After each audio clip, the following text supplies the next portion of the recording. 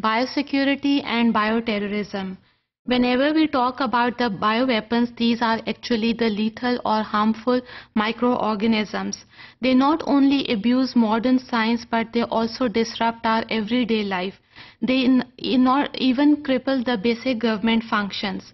They spread fear among the people and also kill many people if the disease become endemic or pandemic.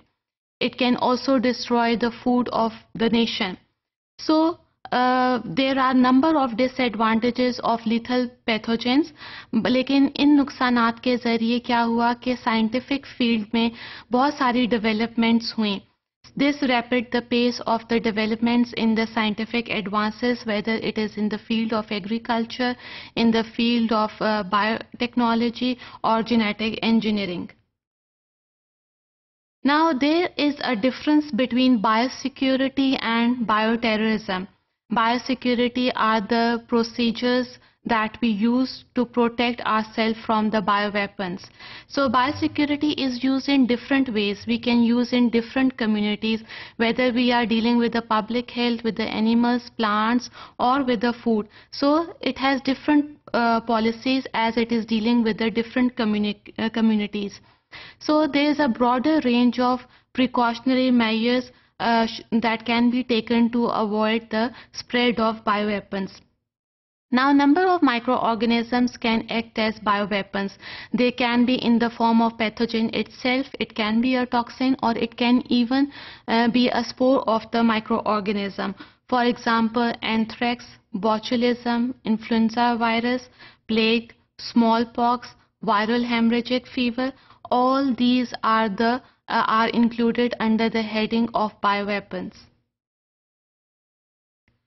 Now, Biodefense Lab was developed in United States of America. They deal with the drugs as well as with the recombinant vaccines specially.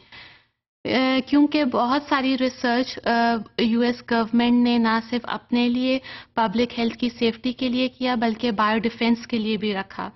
For example, in 2004, anthrax spores were spread among people through mailed letters, and the government believed that it got from one of the research lab of Maryland. It can be a foreign warfare program, or it is stolen somewhere from the US biodefense research labs. So these are the various different ways from where the criminals can obtain their bioweapons. Now the acquisition, how the criminals obtain these bioweapons, either naturally from the natural environment, from the microbiological cultures. They can even obtain it from the medical or research facilities. They can pay the criminals to do so on their behalf.